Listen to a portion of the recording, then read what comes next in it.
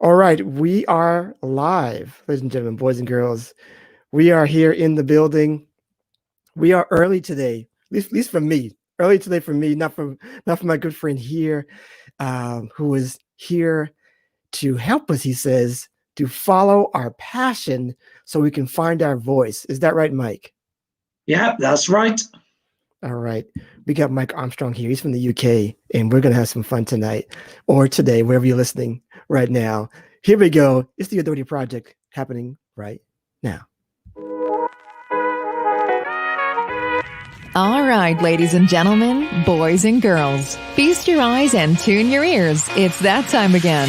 We are live with another episode of The Authority Project. It's the video podcast streamed on Facebook, YouTube, Twitter, and Periscope, where we talk to digital marketers, business coaches, and creators of all kinds on how they've built authority in their field and how you can mimic their success. Developing authority, building your audience, and attracting better clients to your own business. Now, without further ado, let's bring to the virtual stage your host, Brian S. Arnold. All right, we are back with another episode of the Authority Project. I am Brian S. Arnold, and you are the project. We want to attach authority to your name so you can sell more of what you're great at. And we are blessed to have Mr. Mike Armstrong here on the virtual stage to help you do just that, how to follow your passion to find your voice. And we got a lot to unpack here, so get ready and enjoy the ride. How you doing, Mike? I'm awesome. I'm having a great day, as I do every day, really, because I'm following my passion and I found my voice. Awesome. I love it. I love it. So before we dive in, and we got a lot to talk about, but before we dive in, please tell the audience here who you are personally and then professionally. Okay. Well, personally, I'm a son. I'm a brother. I've got a brother and two sisters. Nice. I'm a great human being. I'm somebody who is a massive relationship builder, and I'm somebody who likes to live life to the max, live life with no regrets, and have as much fun as I can along the interesting journey that we all find ourselves on. I love it. That's awesome. I love that, man. So tell us what your current project you're working on at the moment. So, well, professionally, I'm a sales and marketing consultant, trainer, service provider. I'm a sales mentor. I'm a global networker. I'm a sales and marketing director for a networking and events company. Okay. I'm a podcaster, a YouTuber, social media influencer. I started a bit of TikTok. I'm somebody who works all the hours under the sun because I don't see it as work or life and a work-life balance. I see it as all life. And if you work, if you do something you enjoy for your work, it's just part of living, and I just like to live. Awesome. I love that. So let's talk about passion first now. It's a big debate, about going with your passion to see if that after your passion, if that really works, right? So, because it's been kind of put out there that every passion is not profitable, or is it? You let me know. What is it about following your passion that you think should be the right step forward for anybody going through, trying to live a type of entrepreneurial type of style of life? Well, basically, life is, to say, as the song says, life is a roller coaster. There's nobody that can get through life without, some ups and some downs. And if you're going through life and you're going to have some struggles from time to time, then unless you're actually doing something you really believe in and you're really passionate about, then a lot of the time you're going to get knocked off course. And, you may not get back on course again. And what a lot of people do, because they're not passionate about what they do day in, day out, is they have some hurdles, could be financial, could be knowledge, education, could be, some bad experiences, whatever. They have something that knocks them off course, and they end up then staying in their, what people know as the rat race. They stay in their comfort zone for the rest of their life. And they miss out on all of the things they could have been, all of the things they could have done, all of the opportunities they could have had. All of those things get wiped out because of the fact that something happened in their life And because they weren't following their passion, that something knocked them off course, put them into a bad place. A lot of people never recover from that. Got it. Okay. I'm getting a little feedback. You see the feedback at all there? I'm getting a little bit on my end. No? But that's okay. So let's talk about the scenario when we have our passion. Say if we have our passion, right? How do we now follow it so that it makes an impact so we can eventually have a lifestyle living like most people we see out there doing or dream of doing rather? How do you make a living out of doing that? Why is it important to find our voice, like you're saying? Yeah, well, ultimately, you can't find a living and make a living out of every single passion in the world, but lots of people have lots of passions, and you've got to find the right passion within you that you can also make a living from, and you can help other people with, because ultimately, we all are complex human beings and we all have multiple passions. And so it's not about, oh yeah, well, I like tiddlywinks and I'm going to be a tiddlywink professional or whatever. Or, it's about finding out of all of your passions, which is the one that if you really fed it, if you really learned and you really become good at it, which is the thing you'd love to do forever, and maybe teach other people how to do and how to become a master in or become a leader in. And, ultimately, most people these days, they want everything too quick. They want everything today or even yesterday.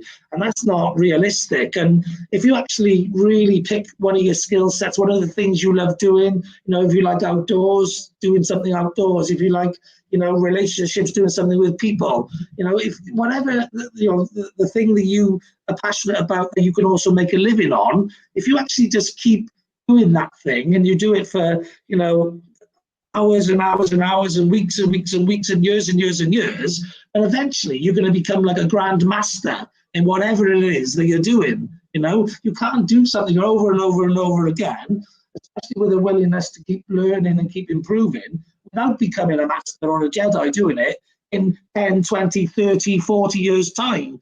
So a lot of the entrepreneurs I've met and have listened to, they tell you that, you've got to pick your passion, you've got to get in the queue of life, and you've got to stay there waiting for your turn. And what a lot of people do is they jump out of the queue when they're not finding they're getting anywhere further forward, and they join another queue, and then they join another queue, and then they join another queue. And then they decide to get out of the queue altogether, sit down, and give up on queuing because they weren't getting quick enough in the queue.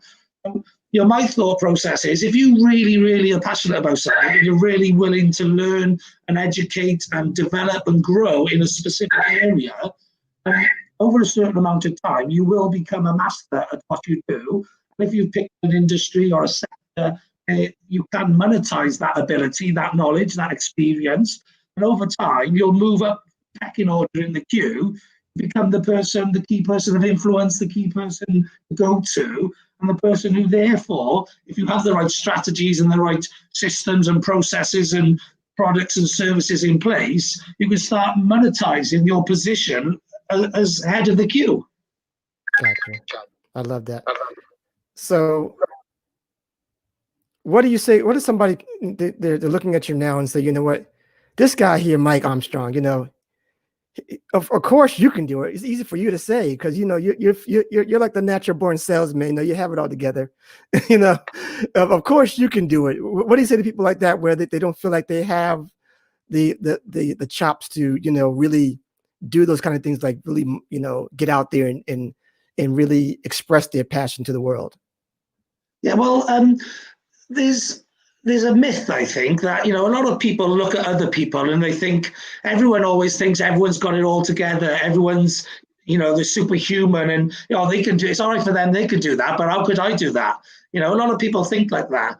But, I've always been brought up and always had the mindset of if someone else can do it, then I can do it, because everyone out there is just flesh and bones. We're all made of the same stuff. We've all got the same mechanics, the same engineering, the same brain, the same everything, really. We're not all great at the same things, and that's why we have to pick the thing that we are passionate about, and that's usually something we're good at anyway, because that's how passion comes from. It comes from the ability to be able to do something well. So, when you look at other people, I don't put anyone on a pedestal. I don't care who they are. At the end of the day, they all got the same biology. They all got the same makeup, yeah.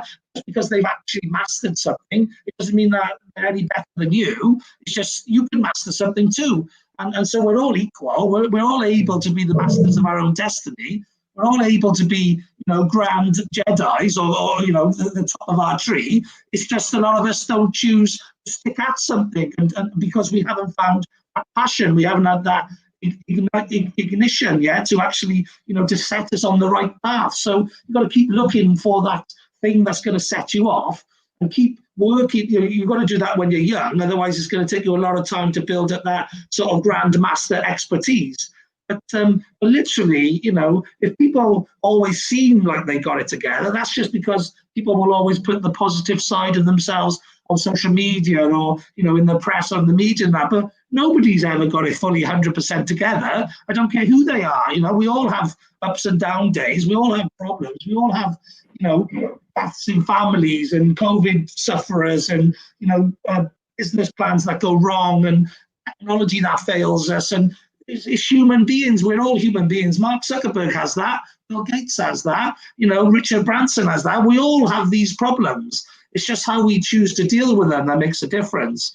So, the leaders of the world decide to use problems, obstacles, stuff that get in their way as sometimes fuel, fuel to drive them, to think better or be more creative or be innovative or find better ways around problems. And a lot of other people just give up. They give up. They get a problem at some point in their life and they give up on it. And that's the difference a lot of the time. So, most of the difference between success and failure isn't whether someone's got their stuff together or not. It's actually whether they choose to be successful or not. It's their mindset. So anyone can work on their mindset. I was lucky. I was very successful as a kid. I was good at sports. I was good in school. But I had a winning mentality. And I've been in sales all my life throughout my career. And I've always been, better than average, better than the people around me, because I started off with the mentality of wanting to be the best. And I've been a lifelong learner and willing to teach myself the skills and get the experience and the expertise to become the best in whatever I've done. I just don't give up on it. And just because an obstacle comes in my way, it doesn't mean I'm just going to go, oh, well, I'll give up on that and try something else then. I keep doing what I do because I'm passionate about it and I love it and I enjoy it. And I believe that I can get to the number one spot. And if I don't get for the number one spot, then, maybe 2 or 3 won't be too bad out of all the millions of people that are competing for that same spot. But, ultimately, you've got to keep going. You've got to not give up, and you've got to have the right mindset to chase your dreams and not just, become one of the 90% who quit on life.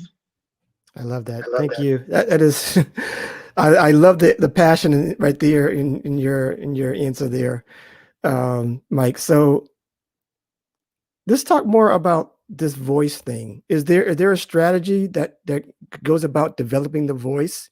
Because you can have people. We're in a crowded space, of either people who are coaches or who are product creators or what have you, who are maybe even bigger brands, where there's competition everywhere. There's people who, they can come to you or go to someone else with the same solution. So talk to us about how we're developing our voice so that people can resonate with that in a much deeper way than, because I think a lot of people are trying to figure out still right now how to develop that. How does one go about doing that?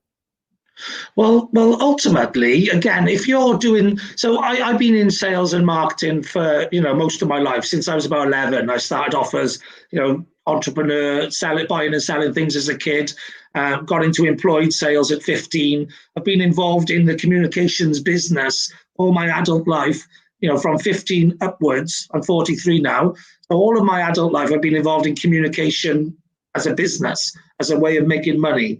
And I've managed lots of salespeople and lots of marketing people since I was 18. So again, most of my adult life, I've been managing people. And the difference between good communicators in the sales and marketing and bad ones is often whether they believe in the product or not, whether you believe in the product, the service, and the solution that you're offering to other people. If you believe in what you're doing, if you're following your passion, if you really have a good product and a good service, you'll shout off the hilltops to anybody and everybody about what you do. If you don't believe in what you're doing, then, you don't believe it. You don't necessarily want to convince other people of it because you're not convinced of it yourself. So people struggle to find a voice, So people in business sometimes are not doing the thing they should be doing. And maybe they haven't got the best solution that they could. They've joined the crowds. They're doing similar stuff as other people, and they haven't really got the confidence to find their voice and to shout about it to anybody in any capacity. There's so many different ways to communicate your voice, your message, your solution, your offering, who you are, your values, all these sort of things. There's so many different ways of communicating them these days. You've got video and audio, on podcasts and YouTube and TikTok and Facebook and all the social medias, and then all the traditional medias. There's so many places to put your message out there. But unless you're confident in your message and you really believe in your message, people will shy away from putting their message out, or I don't want to say it too many times, or I wouldn't want to say it to them, or they might not like it, or that sort of thing. Whereas when you really got something good to offer people, and you're really proud of what you're doing, and it really fits in with your core values, you'll tell everybody. You're not worried about, what's it going to sound like on video, or what's it going to sound like this. If you haven't got that confidence, it's because you don't believe in it yourself enough, I like it. That is definitely true. If you really, then you've got to find your voice, and you've got to use whatever vehicle is out there. And it's never been so many options and so many choices for people.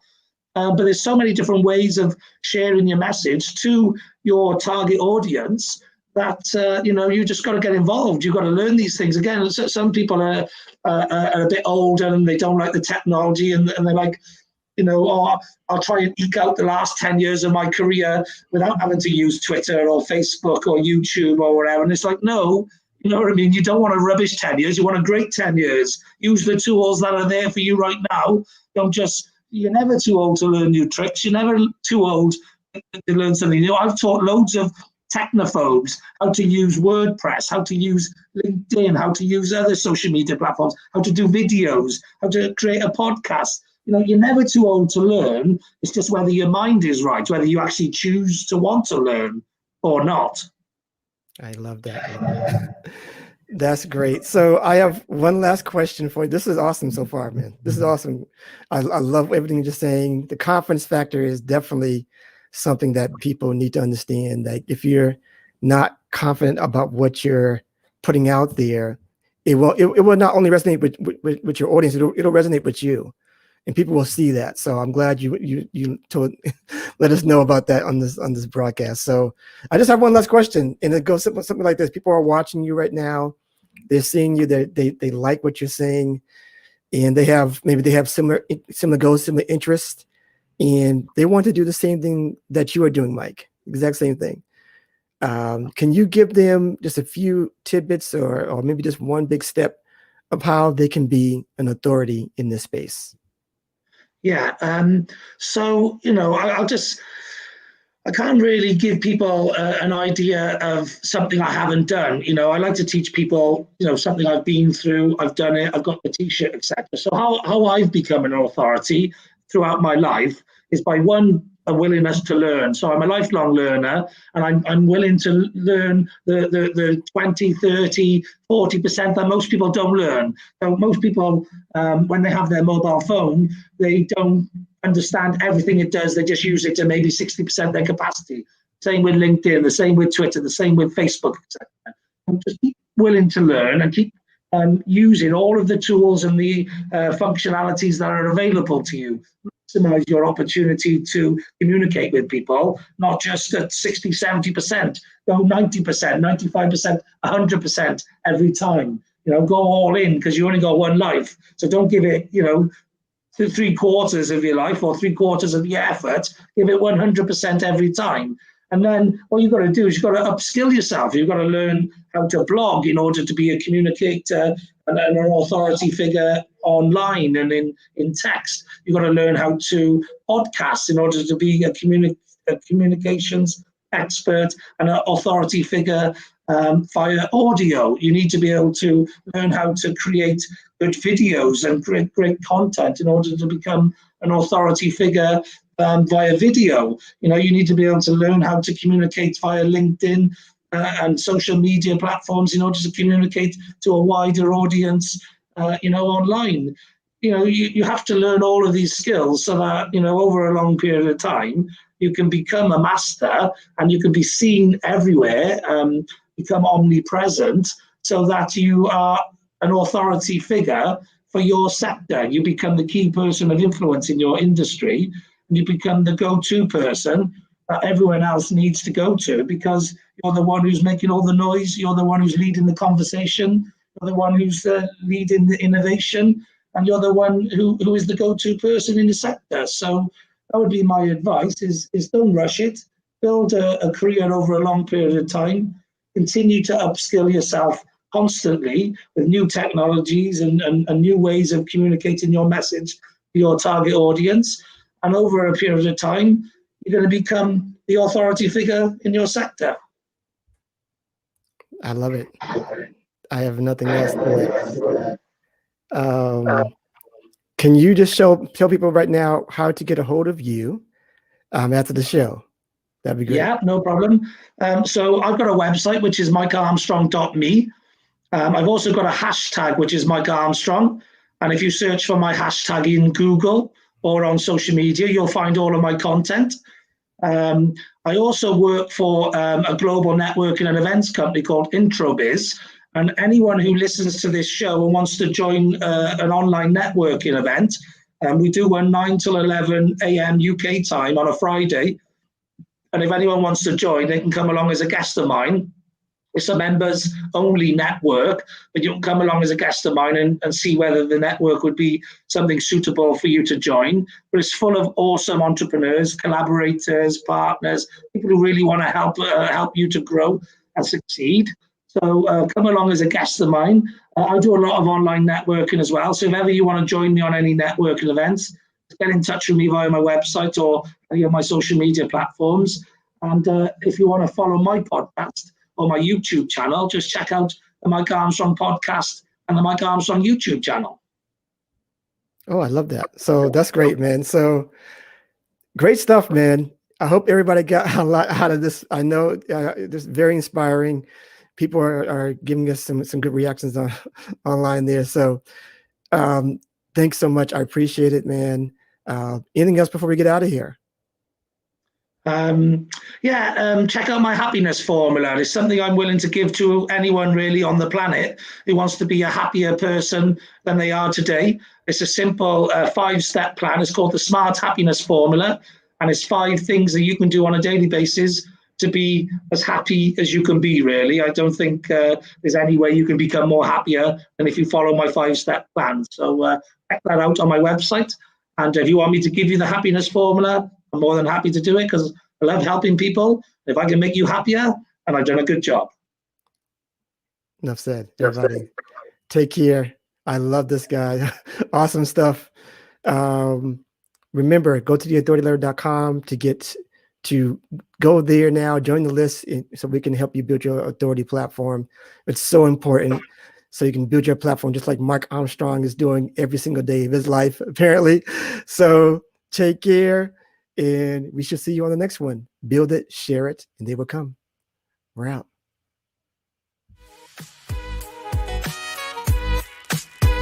And that's a wrap for this episode of The Authority Project. Thanks so much for tuning in. And if you like what you heard, we want to hear from you. Subscribe, rate, and give an honest review. Share and tell your friends so they can hear too. And for even more authority building tactics, be sure to sign up at theauthorityletter.com. Get free weekly content and ongoing digital product giveaways to help you on your entrepreneurial journey. We certainly hope you got a key takeaway, or maybe an aha moment from today's broadcast. Just remember, it's your authority. Build it, share it, and they will come. Until next time.